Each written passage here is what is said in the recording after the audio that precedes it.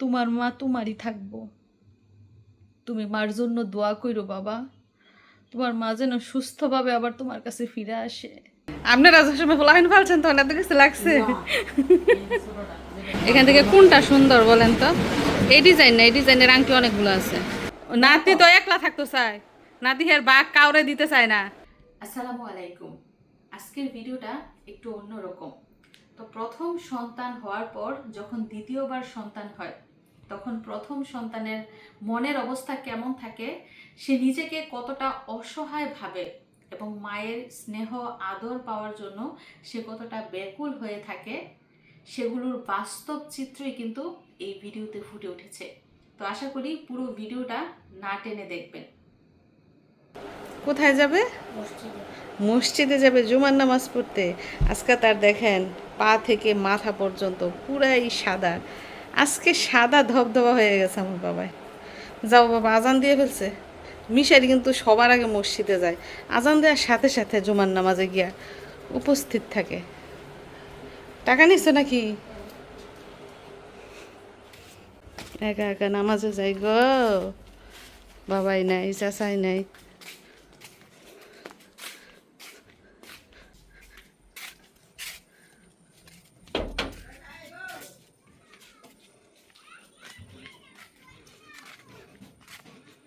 তো আজকে বারে হচ্ছে শুক্রবার, জুমার দিন, এবং রোদ উঠেছে দারুণ। শীতের দিনে এমন রোদ কিন্তু কল্পনার বাইরে। তো আজকে কোনো কাপড় চোপড় ধুইনি, যত কাপড় ছিল কালকেই ধুয়ে দেয়ে শেষ করে ফেলেছি। আর ওই পাশটায় যেন কার গরু বেঁধে রেখেছে, তো আমি বলছিলাম যে চারাচোরা খেয়ে ফেলবো। তো আজকে রান্না বান্নার চাপ নাই, কারণ সকালে একবারে রান্না করে ফেলেছি। তো যেহেতু বাড়িতে মিশারির আব্বু নাই এবং কোনো পুরুষ মানুষও নাই, তো মহিলারা খাবার খেতে কিন্তু এত গরম গরম লাগে না, একবার রান্না করি কিন্তু 3 বার খাওয়া যায়। আর এদিক দিয়ে দিন যাচ্ছে, রাত পোহাচ্ছে, আর আমার চিন্তাও বাড়ছে। হে আল্লাহ, তুমি সহায় থেকো। এদিক দিয়ে একটা জিনিস দেখাবো আপনাদের। মরিচ গাছটা দেখেন, সৌদি আরবে যাওয়ার আগে এই গাছটা লাগিয়ে গিয়েছিলাম একদম ছোট্ট। ওই গাছটা এসে দেখি বড় হয়েছে এবং আমরা আসার পর মরিচ ধরা শুরু করেছে। এবং এই মরিচগুলোকে বলা হয় ফুটকা মরিচ, কেউ বলে ধান্না মরিচ, এবং ভীষণ ঝাল। মরিচগুলো ছোট ছোট হলেও কিন্তু অনেক ঝাল। আর সকাল দুপুর রাত 3 বেলা এই গাছ থেকে মরিচ ছিঁড়ে ছিঁড়ে খাই, মানে ভাত দিয়ে কাঁচা মরিচ খাই।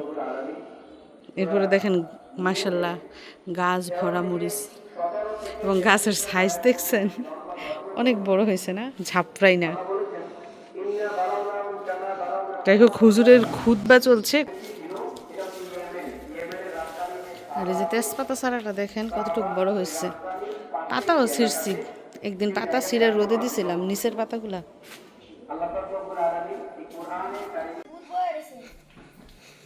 আমার বাবাই নামাজ পড়ে এসে পড়ছে। টুপি কোথায় গেলা? টুপি পরে আসলা, টুপি সারা।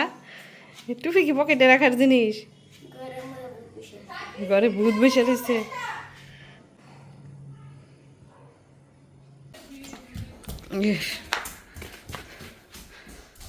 জুমা মোবারক বললা না, মার একটা পাপিও দিলা না।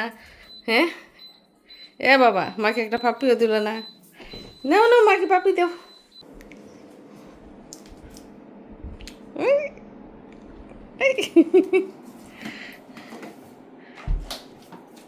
এটা আমার লক্ষ্মী সোনা, লক্ষ্মী সোনা, চাঁদের কণা।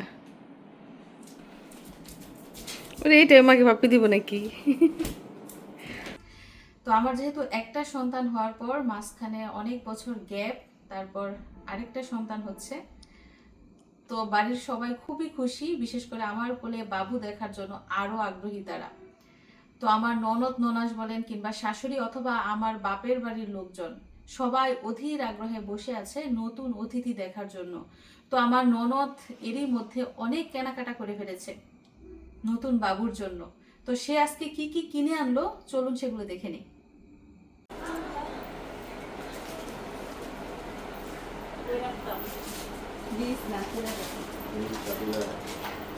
তো ফুপুরা দেখেন কত কিছু শপিং করে আনছে।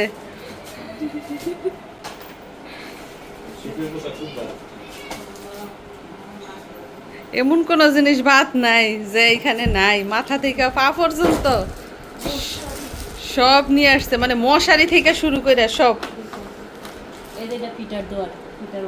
আচ্ছা,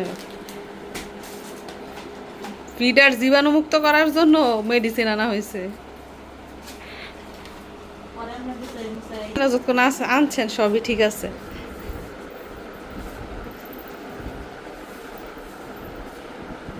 মুজাও আনছে, এই যে ছোট ছোট মুজা। আলাদা করে লইস আর ফিডার কোনটা? এই যে ছোট পিটার আনছি আচ্ছা আচ্ছা। এর সাথে এই যে আমরা ছোট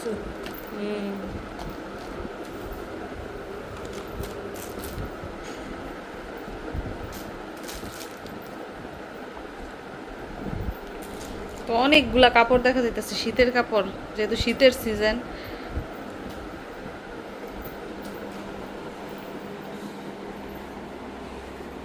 কয়লা না মিলে সব ঠিক আছে, ফুফু নিজে পছন্দ করে নিজের হাতে সব জিনিস নিয়ে আসছে। আগাতে গোড়া পর্যন্ত ফুফু আছে দেখা যায়।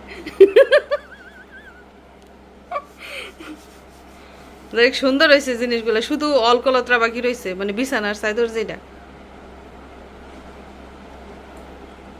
সুন্দর হয়েছে।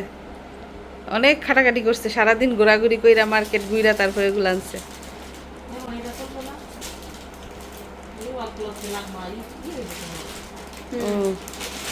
সিঙ্গেলটা একটু বই পছন্দ বড় আছে। এটা আছে ছোট একটা আচ্ছা আচ্ছা। রেডি আপাতত 2-3 মাস পর্যন্ত যাইবো গা। জাস্ট একটু বই তো ওই সময় এটা 6 মাসের পরে আবার আর মেয়ে মানুষ একটু কম জানে, ছেলে মানুষ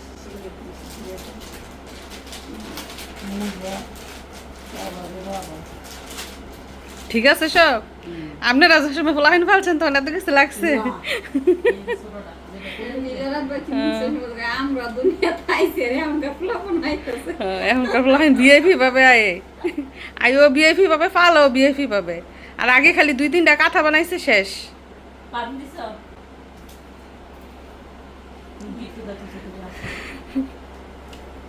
তো আমার সেজু ননদ লিজা তার ননদ আর ননদের জামাইকে নিয়ে সারা দিন মার্কেট ঘুরে কত কত শপিং করে এনেছে ভাইয়ের নতুন বাবুর জন্য। আসলে এমন ননদ পাওয়া খুবই ভাগ্যের ব্যাপার, আর তার ননদটাও কিন্তু খুব ভালো। তো বাড়িতে এসে জিনিসপত্রগুলো আমাকে বুঝিয়ে দিয়ে তার আবার এক্ষুনি চলে যাবে, এবং আমাকে বলে গেছে আর কি কি বাকি আছে এগুলোও যাতে এনে দিতে পারে।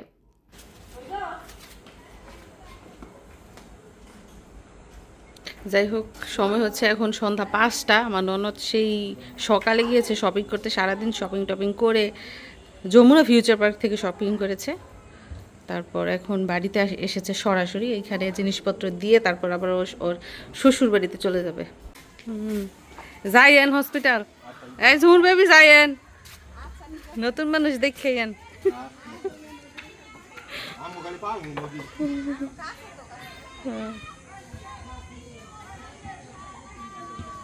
এদিক দিয়ে আমার ছেলে গেছে বল খেলতে, তো তার ফুপ্পি কখন এসে জিনিসগুলো দিয়ে আবার কখন চলে গেছে সেটা সে দেখেও নাই। তো রুমে এসে যখন সে জিনিসগুলো দেখলো তখন সে শুয়ে পড়লো আর কান্না করতে শুরু করলো।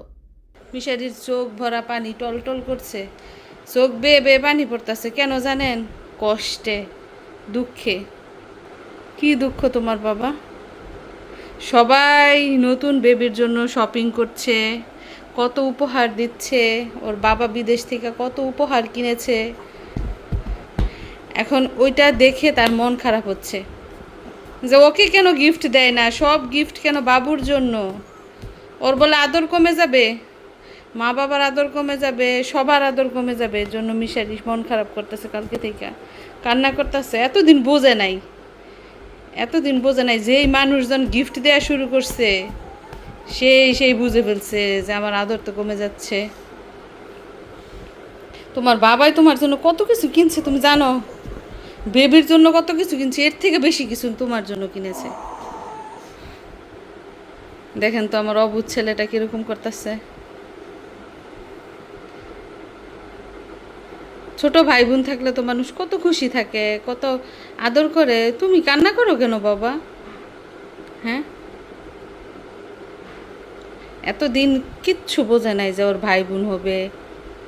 ও ভাবছে যে ও একা সব সময় মা বাবার একাই থাকবে, আরও যে থাকে ভাই বোন সেটা মানে ও বোঝে না।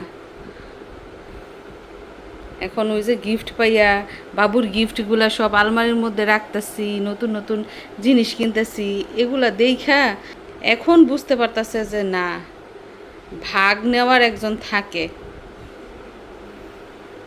আদরের ভাগ নেওয়ার একজন থাকে, ও এখন বুঝতেছে।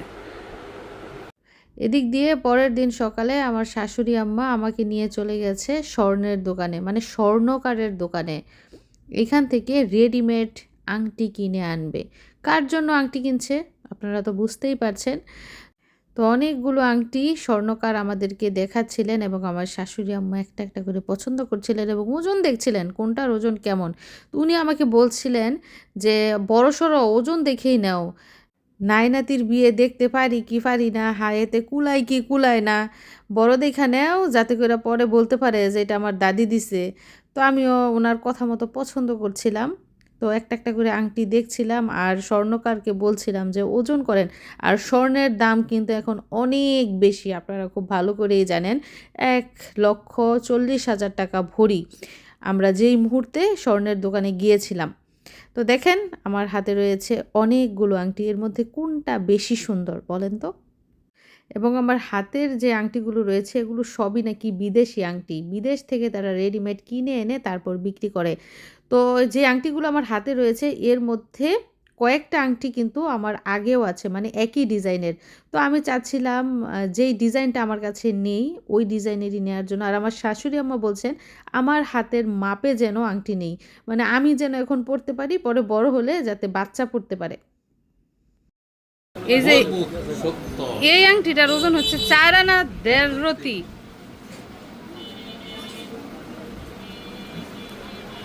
আচ্ছা দেখি এখান থেকে কোনটা নেওয়া যায়। তো আমার হাতে যে দুইটা আংটি রয়েছে এর মধ্যে ছোটোটার ওজন হচ্ছে 4 আনি 1.5 রতি আর বড়টার ওজন হচ্ছে 4 আনি। তো এই দুইটা থেকে যে কোনো একটা আংটি এখন আমি নিব, তবে কোনটা নেই সেটা বলবো না, পরে দেখাবো। নতুন অতিথিকে সাথে নিয়ে ইনশাল্লাহ পরে আপনাদেরকে দেখাবো যে দাদি কী উপহার দিল। তো আজকে 3-4 দিন ধরে আমার ছেলেটার মন খারাপ। মন খারাপ করার কারণটা হয়তো বা আপনারা ইতিমধ্যে বুঝে গেছেন। তো হসপিটাল থেকে আসার পরেই আমার ছেলেটা আমার পাশে পাশে থাকে, আমার সাথে সাথে থাকে। তো আগে দেখা যেত স্কুল থেকে আসলে সে মোবাইলে গেমস খেলতো, নয়তো কার্টুন দেখতো, আর শুধু রাত হলে মাকে খুঁজতো। আর ইদানিং সে মায়ের এত ভক্ত হয়েছে, সব সময় মার সাথে সাথে থাকে, মার কাছে কাছে থাকে। তো হসপিটাল থেকে আসার পর যখন সে বুঝতে পারলো যে তার একজন ভাগিদার আসছে, তখন থেকেই তার মন খারাপ। দেখছে যে সবাই গিফট নিয়ে আসছে, কত কিছু নিয়ে আসছে, কিন্তু তার জন্য কেউ কিচ্ছু নিয়ে আসছে না। তখন থেকেই সে আরও বেশি আপসেট। তার ভিতরে ভয় যে মা না জানি ভাগাভাগি হয়ে যায়, জিনিসপত্র ভাগাভাগি হয়ে যাচ্ছে, না জানি আমার মাটাও ভাগাভাগি হয়ে যায়। এজন্য আমার ছেলেটা সব সময় চিন্তা করতেছে আর মন খারাপ করে রাখতেছে, আর কিছুক্ষণ পর পর কান্না করে। তো এই যে এত দিন যে আমি পার করে আসছি, আমার ছেলে কোনো দিনও বোঝে নাই, কোনো দিনও তার ওই খেয়ালটা হয় নাই যে ঘরে কে আসবে, মার কি হবে, নতুন কি আসছে, ও কখনো খেয়াল করে নাই। যেই আমার সাথে হসপিটালে গিয়েছে সেই তার মনের ভিতরে যে কত খেয়াল, কত বুঝ হয়েছে আল্লাহ ছাড়া কেউ জানে না। মানে বাড়িতে আসার পর থেকেই তার মন খারাপ। আল্লাহ না করুক সে যেন অসুস্থ হয়ে না যায়। মানে বাচ্চারা দেখবেন চিন্তা করতে করতে কিন্তু অসুস্থ হয়ে যায়, গ্রামের ভাষায় যেটাকে বলে স্বেচ্ছাইতে স্বেচ্ছাইতে অসুস্থ হয়ে যায়। তো আমি সেই টেনশনে আছি। তো আমি থাকবো হসপিটালে, আমার ছেলেটা না জানি কোথায় থাকে। আমার যে কি চিন্তা, আমার ছেলেটাকে নিয়ে, নিজেকে নিয়ে কি চিন্তা করব। এখন চিন্তা হইতেছে ছেলেটাকে নিয়ে, তাকে কে দেখবে, সে কোথায় থাকবে, কে তার যত্ন নিবে, কে তাকে স্কুলে পাঠাবে, কে খাওয়াবে। আমার একটু ইচ্ছা করতেছে না আমার ছেলেটাকে রেখে আমি হসপিটালে যেতে। প্রথম সন্তান যে মার কত আদরের হয়, মার কত ভালোবাসার হয়, মার কত প্রিয় হয় সেটা একজন মাই জানে। প্রথম মা হওয়ার অনুভূতি, প্রথম সন্তান যখন দুনিয়াতে আসে, মায়ের কোলে যখন প্রথম সন্তান আসে, তখন মায়ের যে একটা ভালো লাগা, সেটা যতবারই সন্তান আসুক না কেন ওই ভালো লাগা কাজ করে না। বাবা, আমি তোমাকে অনেক ভালোবাসি, তোমাকে আমি অনেক ভালোবাসি বাবা, তুমি আমার অনেক প্রিয় বাবা গো, তুমি আমার অনেক প্রিয়। তুমি মন খারাপ করো না, তোমার মা তোমারই থাকবো। তুমি মার জন্য দোয়া করো বাবা, তোমার মা যেন সুস্থভাবে আবার তোমার কাছে ফিরে আসে, তোমার মা যেন ভালো থাকে, তোমার মা যেন সুস্থভাবে তোমার জন্য বড় একটা উপহার নিয়ে আসতে পারে বাবা, যে উপহার পেলে তুমি খুব খুশি হয়ে যাবে। সারাক্ষণ সে তোমাকে সময় দিব, তুমি তার সাথে হাসবা, খেলবা। বাবা গো, তুমি মার জন্য দোয়া করো বাবা, তুমি মন খারাপ করো না, আমার লক্ষ্মী তুমি, তুমি না আমার লক্ষ্মী। নাতি যে কামতাছে 2 দিন ধইরা, খেয়াল করছেন নি? হ্যাঁ, অনে নাতি, নাতি তো একলা থাকতো চায়, নাতি হের বাঘ কাউরে দিতে চায় না।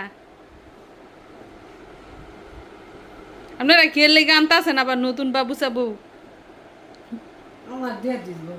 আমি তোমার দাদুরে দিয়ে দিতাম, দাদু একা মানুষ, দাদুরে দিয়ে দেব।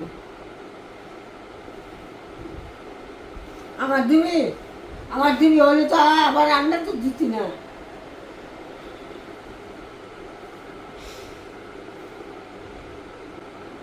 এমন পাগলামি মানুষ করে, হ্যাঁ? 2 দিন ধরে মন খারাপ করে রাখছে, শুধু কান্না করে।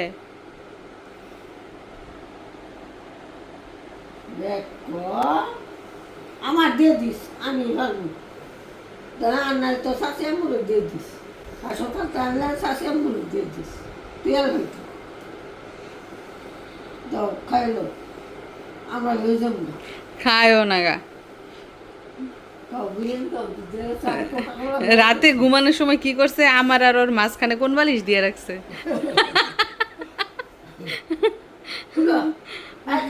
আমার সাথে ঘুমাইবো না, এমন করতেছে গো আমার বাবাটাই। তো আল্লাহ মানুষ সৃষ্টি করেছেন এবং মানুষের ঘর থেকে মানুষ দিয়েছেন। যদি ওই পৃথিবীতে কোনো দম্পতি একটা সন্তান নিয়ে সন্তুষ্ট না, তাদের একের অধিক সন্তানের প্রয়োজন পড়ে। একটা সন্তান রেখে যখন আরেকটা সন্তান হয়, তখন স্বাভাবিকভাবেই কিন্তু প্রথম সন্তানের যত্নের একটু কমতি পড়ে যায়, যে কারণে প্রথম সন্তান মন খারাপ করে। তো এই হচ্ছে আমাদের আজকের পরিবেশ, আজকের পরিস্থিতি, এটাই হচ্ছে বাস্তব চিত্র, আমাদের পরিবারের, আমাদের সমাজের বাস্তব চিত্র। তো সবকিছু দেখে নিশ্চয়ই আপনারাও কষ্ট পাচ্ছেন। তো আগামী ভিডিও দেখার আমন্ত্রণ জানিয়ে আজকের মতো বিদায় নিচ্ছি। সবাই ভালো থাকবেন।